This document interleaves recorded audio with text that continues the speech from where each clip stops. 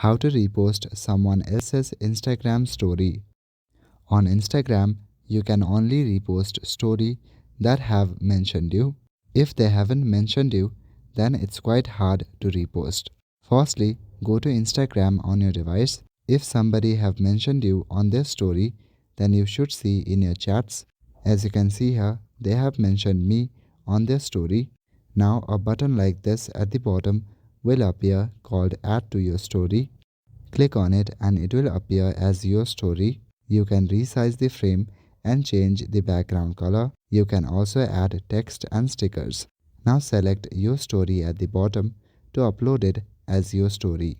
If a story has not mentioned you, then the only thing that you can do is to take a screenshot. Take a screenshot of the story and put it on your story. You can also mention the person from whom you have taken this screenshot. That's all for today. Thank you.